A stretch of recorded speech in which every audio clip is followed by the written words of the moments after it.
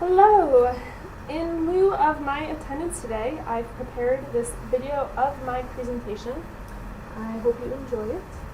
The project I chose is a small project, as are most of our cultural resources projects. And it wouldn't normally meet the threshold for a PMP, but it was definitely useful. You'll notice that although I wrote this PMP, I will not actually be the project manager. This was based on how we wrote our proposal and our projected workload for next year. I collaborated with Sarah while I developed this plan in order to make sure we were both on the same page, but she hasn't seen this presentation, so spare her your questions, please. Okay, on to an introduction to the project. The architectural survey is located in Preston County, West Virginia. This is the north central part of the state near the eastern panhandle. Pennsylvania is adjacent to the north, and Maryland is to the east. The city of Morgantown, West Virginia, is to the west. The area is primarily rural, with hilly and densely forested terrain. The survey will begin in the unincorporated areas of the county and then expand into the incorporated areas until a maximum of 750 resources are documented. It may expand into adjacent Taylor County if we don't find 750 in Preston County.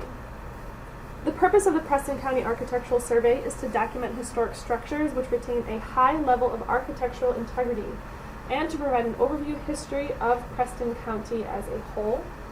This will be done through a traditional architectural reconnaissance survey involving a historic overview of the area, a reconnaissance survey from the public right-of-way using our JMT app, and a final report with recommendations for eligibility to the National Register of Historic Places. Our project management plan consists of 7 sub-plans which we expect to address multiple facets of our project planning, ensuring that we can provide the highest quality product with the most efficient manner. Alright, let's talk about scope. There are 4 main components to the architectural survey, and they're explained in more detail in the PMP, but I'll describe them briefly here. The intent of the brief county history is to provide a context within which to evaluate the potential eligibility of historic resources to the National Register of Historic Places. A context will only be developed for Preston County, even if the survey expands into Taylor County. The PMP lists the resources we plan to utilize to develop this history. The reconnaissance survey will be conducted over the course of several weeks during the spring of 2016. Surveyors will utilize the customized JMT survey app, which will allow for real-time data entry, meaning no paper survey forms will need to be used. The app will have USGS maps as their base map, and the purpose for this is that since we survey for buildings older than 50 years, the USGS maps created in the 1970s allow us to determine whether the property we are surveying has reached that threshold for consideration without having to acquire building construction dates. All survey information will be linked to the parcel data if it's available, but I think points are going to be added to the app for these surveyed buildings.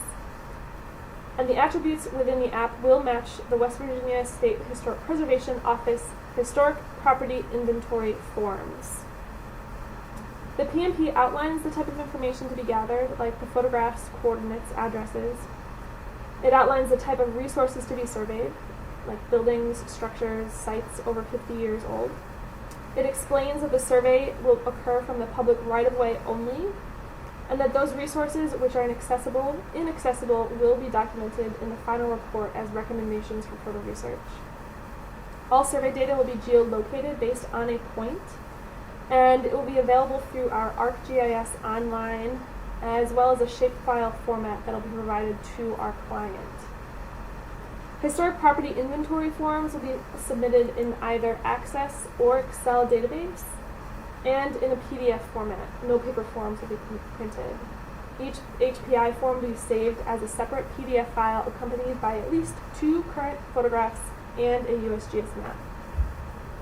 The final survey report will include all of this information, a description of our methodology, a compilation of our surveyed property types, maps, tables of historic resources, recommendations for future research, and the final report will be submitted as PDF. No paper copies, once again, no paper copies will be provided. Electronic images will be submitted on CDs, and everything will be associated by West Virginia survey numbers. The PMP also describes a little bit of our quality management plan, but that I'll cover shortly. Alright, moving on to schedule. The overall schedule for Preston County is 365 days from the notice to proceed, which happened mid-September 2015, so we are slated to finish mid-September 2016. As you can see in the table here, we've got deadlines not only for project deliverables to the client, but also for internal quality control review process. I scheduled the project to end just over a week before the contract is up, which provides us with a buffer should anything go awry during final delivery. Let's see. So cost management, I've got a few different pieces of information here. First, we've got the total lump sum, which I've broken down into labor and expenses, and this comes directly from the proposal we submitted for the project. The billing guidelines, which were provided by the client in the project contract, are included, as is a full breakdown of hours associated and with associated costs. The way I've done it here is a bit experimental. I haven't done it this way before. I tried to provide a level of detail greater than the one we used to pursue the project in the proposal, and it's more detailed than what I submitted to accounting. As you can see, there's a couple tasks here that are just 1 hour, 4 hours, 3 hours, etc. I have the time for all tasks. I've got the hours we allotted for each task per team member, a sum of hours per task, and the total weighted cost of that task. In the last column, I tried to provide an estimate of the remaining dollars using the labor fee from our proposal and then subtracting each task. The goal of this is that hopefully I'll be able to go into the PM dashboard and have a better understanding of what my remaining dollars really mean when I compare them to my budget.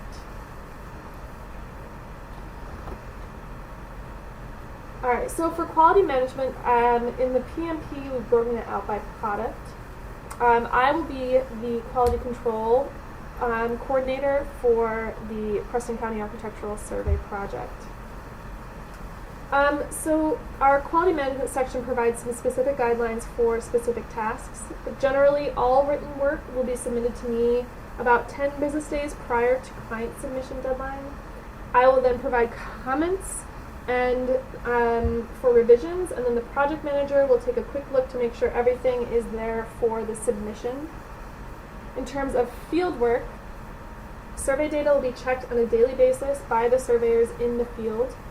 At the end of each day, the surveyors will review the area covered during the day and confirm that the data in the survey app was appropriately recorded and corresponds with their paper maps. At the conclusion of fieldwork, all data will be downloaded to the Project Center folder and to the working folder in the Q drive. The HPI forms, which are generated using mail merge with the survey data, will be checked by the team member responsible for inserting photographs into each form. A checklist will be developed and used during this process to ensure that all data is checked and correct. And then I will spot check forms to ensure consistency across the board. Alright, the human resource plan is rather brief for this project. I've outlined our client, the consultant, us, our project team, as well as who we believe the customer or user to be. And this last part is important because while our client is the West Virginia State Preservation Office, we anticipate that individuals, organizations, and municipalities will be using this information in the future. So we want to keep in mind who will ultimately be consuming the information that we put into this final report. Alright, communications management addresses both internal and external communications, file management, and project closeout. We determined that external communication will be primarily between our project manager and the client, and also allowing for our project administrator to be in contact with the client for contractual matters. Internal communication will occur often, and any key decisions or issues that affect scope, schedule, or budget will be brought to the attention of the project manager, who will then disseminate the information to the project team as appropriate. Monthly internal status meetings will be held to discuss project status and upcoming deadlines and deliverables. Any external or internal communications resulting in action items or change requests, regardless of the media that was used, like email, phone conversations, personal conversations, will be noted in a memo and saved in a folder to the Project Center file. All project documents will be stored in Project Center except for those which are incompatible, including ArcGIS files. Any files saved off of Project Center will be then transferred to Project Center at the conclusion of each task to ensure that they are saved in perpetuity. At the time of project completion, JMT's project manager or project administrator will work with the JMT accounting department to close out the project within JMT's systems. The JMT project manager or her designee shall coordinate the successful closeout of the project with each team member as well. Closeout includes transferring all final data to Project Center and removing them from the folders from which they came, whether it be the Q Drive, desktops, etc. Pertinent emails will be saved to Project Center and deleted from Outlook, and everyone will be updating their MySite to keep our marketing people informed of what we've been doing on our projects. Alright, lastly, we've got our risk management. We identified 3 assumptions that have the potential to impact our scope, schedule, and cost. First, our fieldwork for the reconnaissance survey is dependent on good weather and clear views of properties to be surveyed. In order to complete the project on schedule, fieldwork will need to be conducted during the spring, ideally after the snow is melted and before all the trees have bloomed. And the use of our digital app is not feasible during precipitation. So poor weather could actually have a pretty big impact on our schedule. And so close monitoring this will be necessary. Similarly, successfully completing the fieldwork also depends on functional equipment. So those kind of malfunctions could result in delays to our schedule and thus impacts to our cost. Finally, the amount of time estimated for completing the fieldwork is based on experience from other surveys. However, what's different about this is that they specified a specific number rather than a specific area to cover, which is not something we are typically used to seeing. So this could be problematic if we do not find enough historic resources and are spending more time looking for those historic resources to meet that quota. So again, close monitoring of the schedule throughout the field work in order to make sure that we meet that budget, and if changes need to be made, then we are in close coordination with the client. All right, well this pretty much sums up my overview of the project management plan for Preston County. Throughout the PMP, we included language intended to manage and control change. And the bottom line is that the project manager will be informed of all issues that could have a potential impact to the scope, schedule, and cost. The PM will review the PMP and determine the necessary action, working closely with our project administrator, the project team, and the client as needed. So this is the first one that we've developed for an architectural survey project, and I think moving forward we'll probably be using an abbreviated version that's more in line with the relatively small scope of these types of projects. And though they're not required based on the small fee, these abbreviated versions really will help us become more consistent on all of our survey projects moving forward.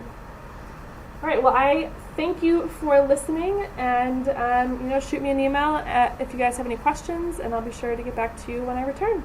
All right, ciao.